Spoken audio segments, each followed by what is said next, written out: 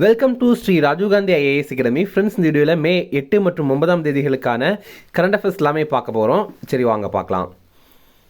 Friends, இந்த வீடியோடைய notes எல்லாமே கீழே பிடிஎஃப் டிஸ்கிரிப்ஷன் கொடுத்துருக்கோம். அதெல்லாமே கிளிக் பண்ணி டவுன்லோட் பண்ணிச்சிங்க. அப்புறம் நம்ம டெலிகிராம் குரூப் லிங்க்மே கீழே டிஸ்கிரிப்ஷன் கொடுத்துருக்கோம். அதிலேயுமே கிளிக் பண்ணி ஜாயின் பண்ணிங்க. நம்மளுடைய டெலிகிராம் குரூப்பில் கரண்ட் அஃபேர்ஸ் குவிசஸ் நடத்திட்டு வரோம். நீங்களுமே ஜாயின் பண்ணி அட்டன் பண்ணிக்கலாம். ஓகே, சரி வாங்க பார்க்கலாம். ஃபஸ்ட்டு, தற்போது அறிமுகம் செய்யப்பட்ட உள்நாட்டில் வடிவமைக்கப்பட்ட முதல் நீர்மூழ்கி கப்பல் எது? இதற்கான ஆன்சர் அர்னாலா. இது வந்து ஐஎன்எஸ் அர்னாலா அப்படின்ற மாதிரி கூட சொல்லுவாங்க. இது ஒரு ASWSWC அப்படின்னா anti submarine warfare shallow water craft அப்படிங்கிறது. ஆன்டி சப்மரைன் வார்ஃபேர் அப்படின்னா இந்த நீர்மூழ்கி கப்பல் இருக்குல்ல, அதற்கு எதிராக செயல்படுறது அப்படிங்கிறது தான். SWC அப்படின்னா ஷாலோ வாட்டர் கிராஃப்ட் அப்படிங்கிறது. ஷாலோ வாட்டர் அப்படின்னா ரொம்ப ஆழம் இல்லாமல் ஒரு கொஞ்சம் தண்ணி இருக்கிற ஏரியாவில் இந்த கப்பலை நம்மளால் இயக்க முடியும். ஓகேவா? அர்னாலா, எதனால் இதற்கு அர்னாலா அப்படின்னு பேர் வைத்திருக்காங்கன்னா, மகாராஷ்டிரா மாநிலத்தில் இருக்கிற ஒரு கோட்டையுடைய பேர் தான் இந்த அர்னாலா அப்படிங்கிறது. இந்த கப்பலை உருவாக்கிய நிறுவனம், 2 நிறுவனங்கள் சேர்ந்து உருவாக்கியிருக்காங்க. ஒன்று கல்கத்தாவில் இருக்கிற GRSC அப்படிங்கிற நிறுவனம், இன்னொன்று வந்து லாசன் அண்ட் டியூப்ரோ LNT இருக்குல்ல, அதுதான். GRSC அப்படின்னா garden reach shipbuilders and engineers அப்படிங்கிற அமைப்பு. ஏற்கனவே ஒரு தமிழ்நாடு போலீஸ் கான்ஸ்டபிள் எக்ஸாமில் இந்த garden reach shipbuilders and engineers அப்படிங்கிற கம்பெனி வந்து எங்கே இருக்குது அப்படிங்கிறத கேட்டிருக்காங்க. ஓகேவா? மொத்தமாக இந்த நிறுவனத்தினால 8 நீர்மூழ்கி கப்பல் வந்து கட்டமைத்திருக்காங்க. அதில் முதல் நீர்மூழ்கி கப்பல் தான் இது. இது என்ன திறன் கொண்டது அப்படின்னா, கடலோர கண்காணிப்பு அப்புறம் கடலோர தாக்குதல் பண்ணுற திறன் கொண்டது. அடுத்தது, 2019-21 மகப்பேறு இறப்பு விகிதத்தில் இந்தியாவில் முதலிடம் பிடித்த மாநிலம் எது? இதற்கான ஆன்சர் மத்திய பிரதேசம். MMR மெட்டர்னல் மொர்டாலிட்டி ரேட், மகப்பேறு இறப்பு விகிதம். இது என்ன அப்படின்னா, 1,00,000 கருவுற்ற அல்லது பிரசவம் நடைபெற்ற தாய்மார்களில் எத்தனை பேர் இறந்துருக்காங்க அப்படிங்கிறது தான். இதில் இந்தியாவுடைய சராசரி 2019-21 வரைக்கும், அதாவது அந்த கணக்கில் பார்த்தீங்கன்னா 93 இருக்குது. அதாவது 1,00,000 கருவுற்ற தாய்மார்களில் 93 பேர் வந்து இறந்துருக்காங்க அப்படிங்கிறது அர்த்தம்.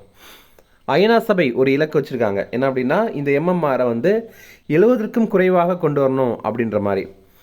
நம்ம இந்தியாவிலேயே ரொம்ப அதிகமாக மத்திய பிரதேசத்தில் இது நடக்குது. ஓகேவா? அதே நேரம் மிக அதிக வயது அப்படின்னு பார்க்கும்போது 20லேருந்து 29 வயதில் சேர்ந்தவங்க வந்து அதிகமாகவே இந்த MMR மூலமாக இறக்குறாங்க. WHO அமைப்பு அவங்க மகப்பேறு இறப்புக்கு ஒரு டெஃபினிஷன் கொடுத்துருக்காங்க. அது என்ன அப்படின்னா, கருவுற்ற பெண் அல்லது பிரசவம் நடைபெற்ற பெண் அல்லது கருக்கலைப்பு பண்ண பெண், இவங்க வந்து கருக்கலைப்பு பண்ணதுக்கப்புறம் ஒரு 42 நாட்களுக்குள்ளாடி மரணம் அடைந்தாங்க அப்படின்னா அது வந்து மகப்பேறு இறப்பு அப்படின்னு கருதுகிறாங்க. ஓகே, அடுத்தது, உலக விண்வெளி ஆய்வு மாநாடு தற்போது எங்கு நடைபெற்றது? இதற்கான ஆன்சர் புதுடெல்லி. இப்போது GSPEC அப்படிங்கிறது, அதாவது GLEX அப்படிங்கிற பேரில் global space exploration conference, GLEX அப்படிங்கிற பேரில் குளோபல் ஸ்பேஸ் எக்ஸ்ப்ளோரேஷன் கான்ஃபரன்ஸ் அப்படிங்கிறது நடைபெற்றது. இதில் பார்த்தீங்கன்னா நம்முடைய பிரதமர் மோடி கலந்து கொண்டு உரையாற்றினார்.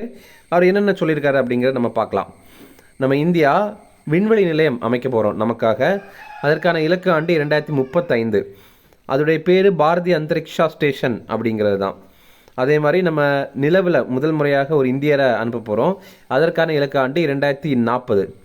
அதே மாதிரி ககன்யான் திட்டம், இது இந்தியானால் செயல்படுத்துகிற முதல் விண்வெளிக்கு மனிதர்களை கொண்டு செல்கிற திட்டம். இது 2027 ஆண்டுடைய தொடக்கத்தில் செயல்படுத்தப்படும் அப்படிங்கிறத தெரிவித்திருக்காங்க. அந்த முதல் காலாண்டு இருக்குல்ல, அப்போ வந்து செயல்படுத்தப்படும் அப்படிங்கிறத தெரிவித்திருக்காங்க. அடுத்தது, ஆக்சியம் 4 மிஷன், இது இந்த மே 29 செயல்படுத்தப்படும். இதில் இந்திய விண்வெளி வீரரான சுபான்ஷு சுக்லா விண்வெளிக்கு பயணம் மேற்கொள்கிறாரு. அதுக்கப்புறம் பிரதமர் மோடி என்ன சொல்லியிருந்தார் அப்படின்னா, இந்தியாவுடைய முதல் ராக்கெட் 1963 ஆண்டு நம்ம வந்து விண்ணில் செலுத்தியிருந்தோம். ஆனால் இப்போ பார்த்தீங்க அப்படின்னா நம்ம தென்துருவத்திலேயே அதாவது நிலவுடைய தென்துருவத்திலேயே தரையிறங்கின முதல் நாடு அப்படிங்கிற சிறப்பை வந்து நம்ம பெற்றிருக்கோம். 2023 ஆண்டு ஆகஸ்ட் 23 நம்ம வந்து நிலவுடைய தென்துருவத்தில் வந்து தரையிறங்கியிருந்தோம்.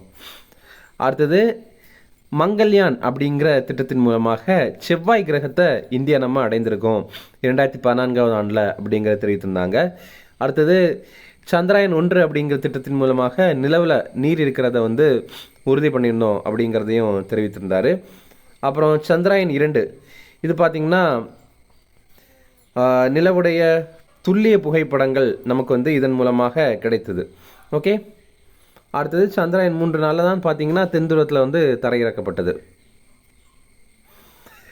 ஃப்ரெண்ட்ஸ், நம்ம ராஜீவ்காந்தி ஐஏஎஸ் அகாடமியில் டிஎன்பிஎஸ்சி குரூப் 1 எக்ஸாமில் நிறைய பேர் வெற்றி பெற்றிருக்காங்க. இப்போது டிஎன்பிஎஸ்சி குரூப் 1 எக்ஸாமுக்கான ஒரு ஸ்பெஷல் டெஸ்ட் சீரிஸ் வந்து ஸ்டார்ட் பண்ணியிருக்கோம். இது ரொம்ப குறைந்த கட்டணம், வெறும் 500 ரூபாயிலேயே இது ஸ்டார்ட் பண்ணுறோம். இது பார்த்திங்கன்னா ரொம்ப ரொம்ப முக்கியமான 2000 கொஸ்டின் வந்து இதில் இடம்பெற்றிருக்கும்.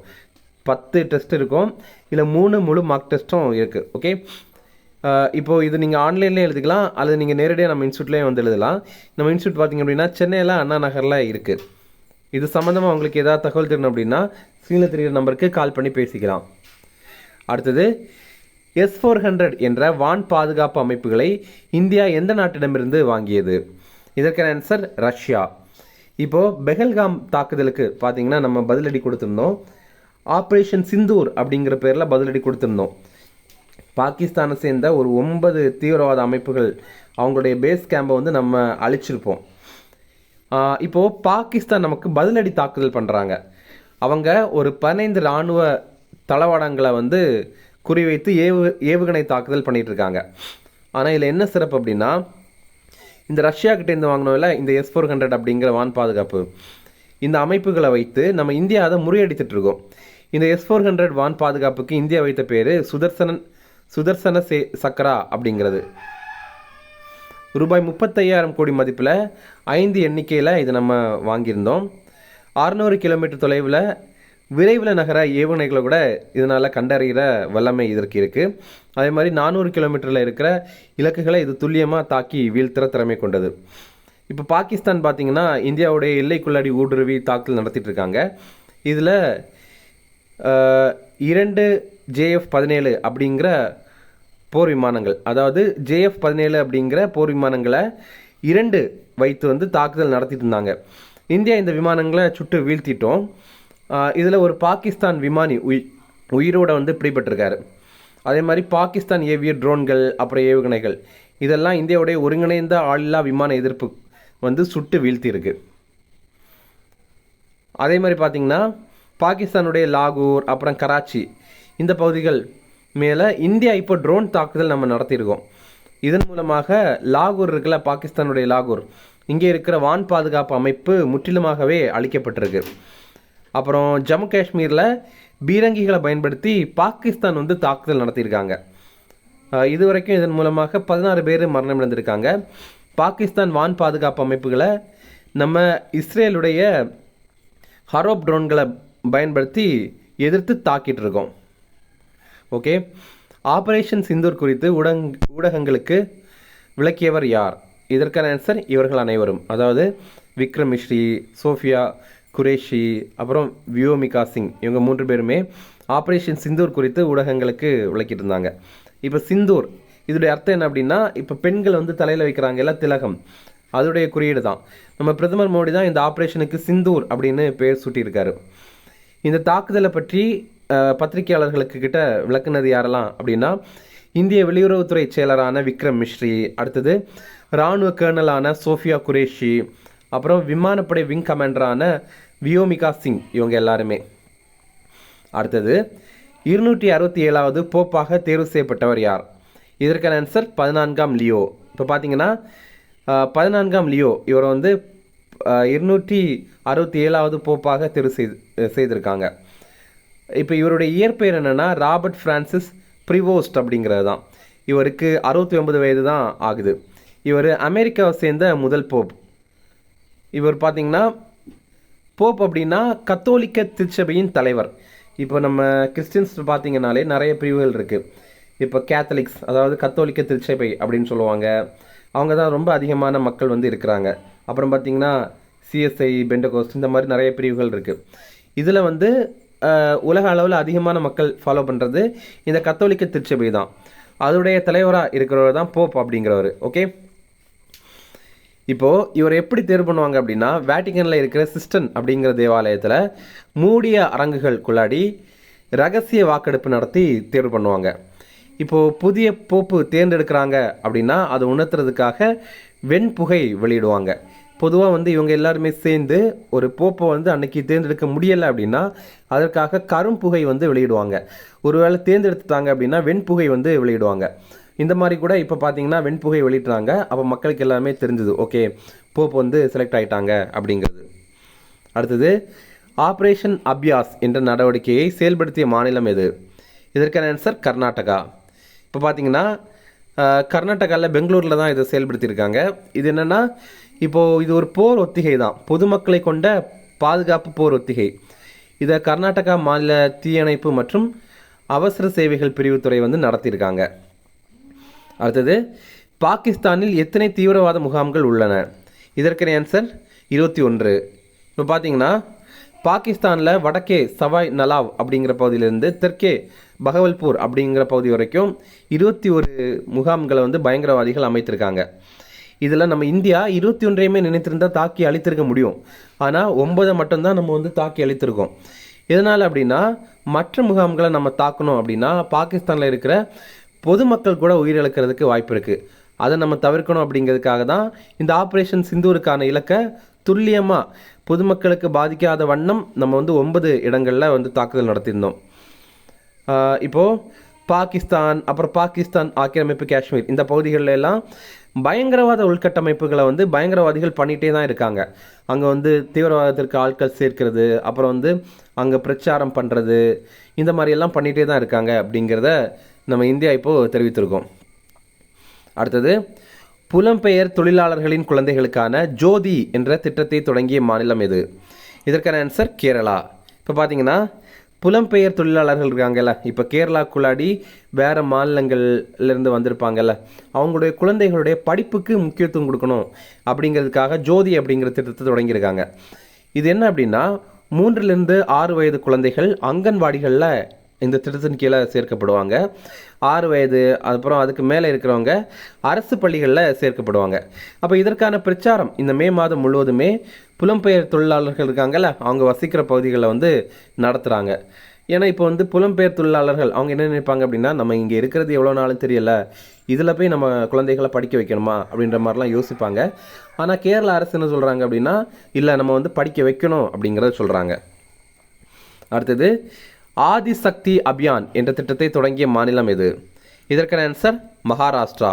இப்போ பார்த்தீங்கன்னா பெண்களுக்கு அதிகாரம் அளிக்கணும் அப்படிங்கிறதுக்காக ஆதிசக்தி அபியான் அப்படிங்கிற திட்டத்தை மகாராஷ்டிரா அரசு தொடங்கியிருக்காங்க. இதோடைய நோக்கம் என்ன அப்படின்னா, பெண்கள் அப்புறம் குழந்தைகளுக்கான அரசுடைய திட்டங்கள் பற்றி அந்த மக்களுக்கு பிரச்சாரம் அளிக்கணும் அப்படிங்கிறது.